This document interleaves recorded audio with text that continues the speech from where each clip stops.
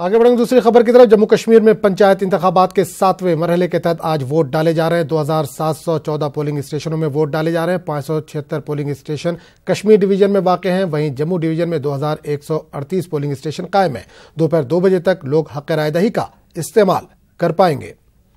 पंचायत इंतखाबात के 7वें मरहले के तहत पटन ब्लॉक में भी वोट डाले जा रहे हैं। ब्लॉक पटन में कुल 38 हलके हैं, जिनमें सिर्फ एक ही हलके में वोटिंग हो रही है। इस हलके में 1360 वोटर मैदान में उतरे 2 उम्मीदवारों की किस्मत का फैसला करेंगे। 10 हलकों में पहले ही सरपंच बिला मुकाबला कामयाब मुंतखब हो चुके हैं।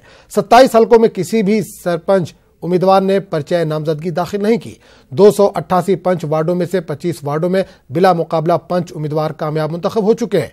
263 वार्डों में किसी भी उम्मीदवार ने कागजात नामजदगी दाखिल नहीं किए थे। उधर इंतखाबी अमल को अहसन तरीके से पाए तकमील तक पहुंचाने के लिए सिक्योरिटी के भी सख्त बंदोबस्त किए गए हैं। उधर जिला जम्मू के आरएसपुरा ब्लॉक के सुचेतगढ़ में भी 7वें मरहले के तहत वोट डाले जा रहे हैं। यहां वोटिंग के लिए 175 पोलिंग स्टेशन कायम किए गए हैं। सुबह से ही लोग पोलिंग बूथ पहुंचकर अपने हक़ रायदही का इस्तेमाल कर रहे हैं। पोलिंग को अहसन तरीके से मुनक़िद कराने के लिए सिक्योरिटी के सख्त इंतजाम किए गए हैं। 7वें चरण का मतदान है। पूरे ब्लॉक में शांति से मतदान हो रहा है। जोर शोर से लोग जो है बढ़ चढ़ कर हिस्सा ले रहे हैं इसमें, और अभी तक जो है वो ठीक नॉर्मल चल रहा है। कोई कहीं से अप्रिय घटना की कोई सुनानी नहीं है। मैं आज फर्स्ट टाइम वोट डालने जा रहा हूँ। किन मुद्दों को लेकर हमारा युवा वर्ग का ये मुद्दे हमारी काफ़ी सारी सोच है। मतलब आज जो ये पंचायती इलेक्शन करवा रही है गवर्नमेंट, तो इससे हमें काफ़ी राहत मिलती है। हम अपनी बात रख सकते हैं गवर्नमेंट से, क्योंकि ये काफ़ी देर के बाद आई है। अब लगभग 10 साल के बाद आई है ये।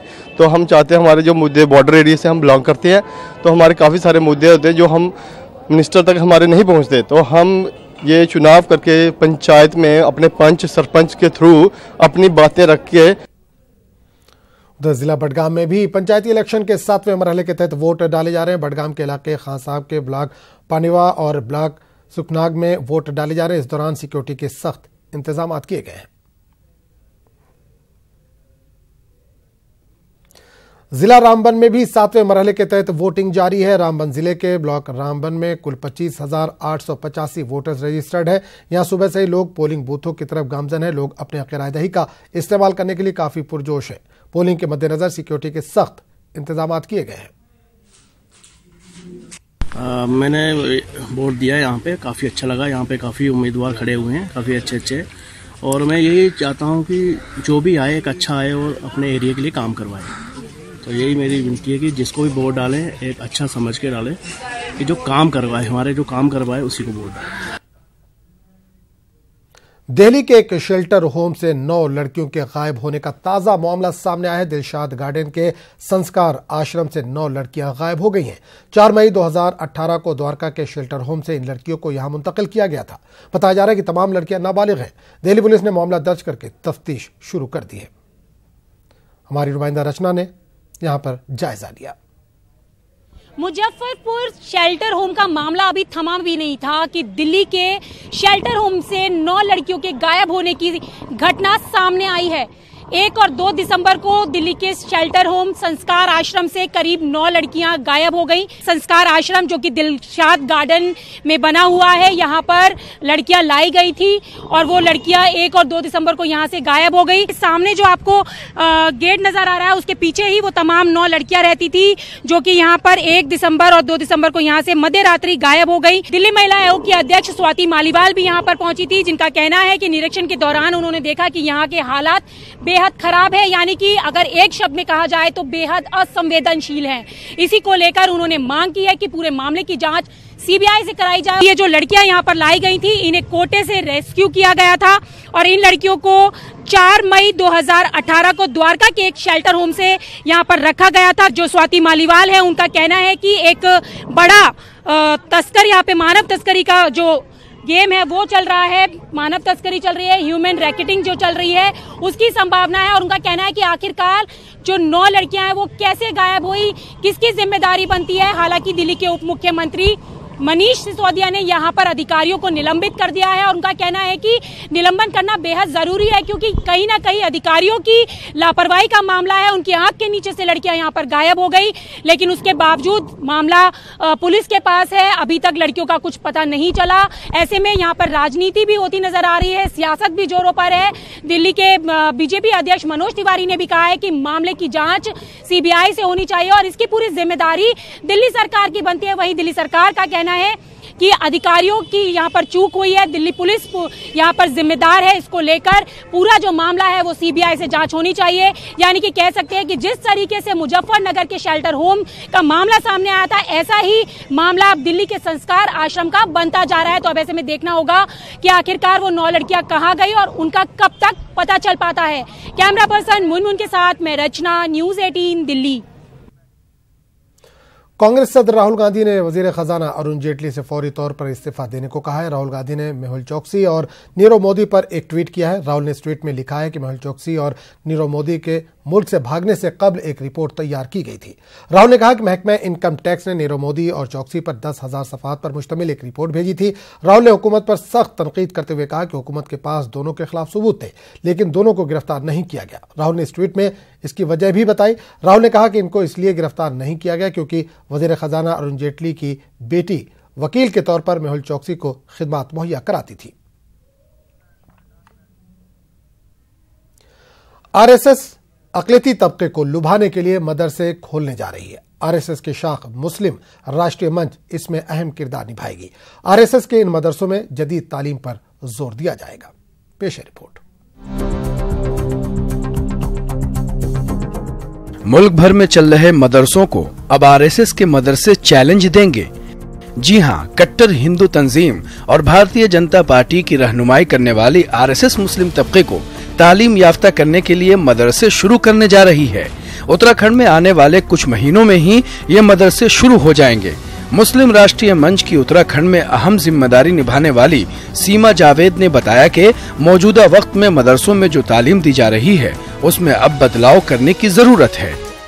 तो जो मदरसों में तालीम हो रही है अभी तक, हम ये नहीं कह रहे कि गलत हो रही है, लेकिन हम ये चाहते हैं कि उसमें थोड़ा सा दुनियावी तालीम भी उसी में जाहिर कर, क्योंकि बच्चों के पास इतना वक्त नहीं है कि वो पहले मदरसे में पढ़ेंगे, उसके बाद फिर वो स्कूल में जाएंगे। इस तरह बच्चों का बचपन खत्म हो रहा है। हम ये चाहते हैं, जैसा हमारे प्रधानमंत्री भी कहते हैं कि एक हाथ में अगर कुरान है तो एक हाथ में कंप्यूटर भी होना चाहिए। हमारे मदरसों से निकले हुए बच्चे वकील भी हों, डॉक्टर भी हों। आरएसएस के मदरसे खोलने की स्कीम से मुस्लिम समाज में बहस शुरू हो गई है। मदरसा मुंतजिमीन इस पर सवाल खड़े कर रहे हैं, लेकिन उत्तराखंड मदरसा एसोसिएशन ने आरएसएस की इस स्कीम का इस्तकबाल किया है। लेकिन साथ ही रियासत में मदरसों की डिग्रियों की मंजूरी का मसला एक बार फिर उठा दिया। अभी तक उत्तराखंड में जो भी मदारिस हैं, वो चाहे मदरसा बोर्ड से मुंसलिक हो या ना हो, उनकी डिग्रियों को समकक्षता हुकूमत ने नहीं दी है, जिसकी वजह से लाखों बच्चे या तो बेरोज़गार घूम रहे हैं या आला तालीम उच्च शिक्षा से महरूम हैं। ना उनको पासपोर्ट में पढ़ा लिखा जा रहा है, ना उनको किसी नौकरी के लिए आवेदन कर पा रहे हैं, और ना ही उच्च शिक्षा के लिए बड़ी यूनिवर्सिटीज़ में और कॉलेजेस में वो दाखिला ले पा रहे हैं। अगर आरएसएस के द्वारा खोले गए, मुस्लिम राष्ट्रीय मंच के द्वारा खोले गए मदारिस में ये तमाम सहूलियात होंगी तो हम उसका इस्तकबाल करेंगे। आरएसएस और मुस्लिम राष्ट्रीय मंच भले ही आला तालीम के बहाने मदरसों के रास्ते मुस्लिम समाज में कदम जमाने का मंसूबा बना रहे हैं, लेकिन एक हकीकत ये भी है कि रियासती हुकूमत ने मदरसा बोर्ड की डिग्रियों को आज तक किसी भी तरह की मंजूरी नहीं दी है, जिसकी वजह से हजारों की मेहनत पर पानी फिर रहा है। इसमें कोई शक नहीं कि मदरसों को भी अब जदीद तालीम पर जोर देना होगा। अब आरएसएस की इस मदरसा स्कीम से मुस्लिम तबके का क्या रद्द अमल सामने आएगा, इसके लिए संघ के मदरसों के खुलने का इंतजार करना होगा। न्यूज 18 उर्दू के लिए उत्तराखंड से आसिफ की रिपोर्ट। जम्मू कश्मीर के साबिक वजीर आला डॉक्टर फारूक अब्दुल्ला की आज रांची कोर्ट में पीओके वाले बयान पर सुनवाई है। कोर्ट ने 19 नवंबर को फारूक अब्दुल्ला को हुक्म दिया था कि 4 दिसंबर को या तो खुद पेश हो या उनका वकील कोर्ट के सामने हाजिर हो।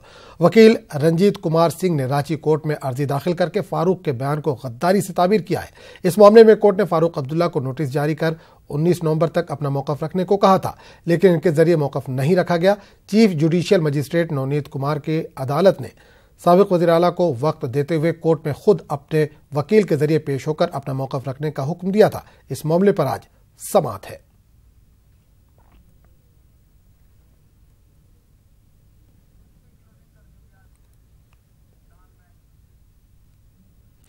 मध्य प्रदेश में वोटिंग से पहले किसानों के नाम पर बहुत वोट मांगे गए और पार्टियों के लीडर रैलियों में किसान किसान चिल्लाते रहे थे, लेकिन वोटिंग खत्म हुई और किसानों को पूछने वाला अब कोई नहीं है। अब देखिए रिपोर्ट, हमें दीजिए इजाजत। आदाब।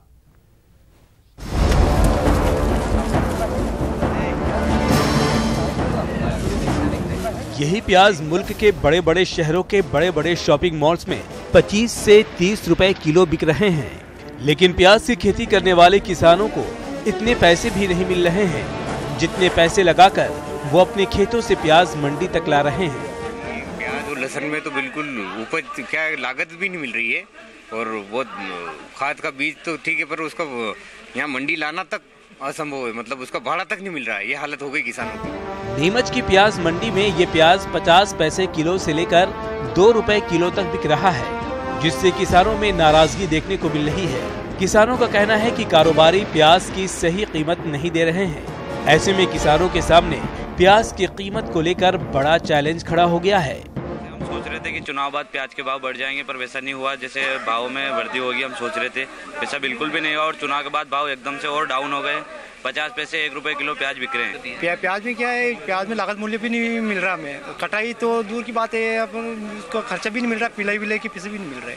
क्या करें, अब इसको यहाँ पे लाके डाल रहे, इसमें हमारा भाड़ा और ये सब और ऊपर पड़ रहा है खर्चा। वहीं कारोबारी प्याज की कीमत नहीं मिलने की असली वजह ज्यादा पैदावार बता रहे हैं। ऐसे में सवाल उठता है कि किसान जिस प्याज की लागत नहीं निकाल पा रहे हैं, उसी प्याज को मुल्क के आम सारिफीन ऊंची कीमत पर क्यों खरीदने को मजबूर हैं?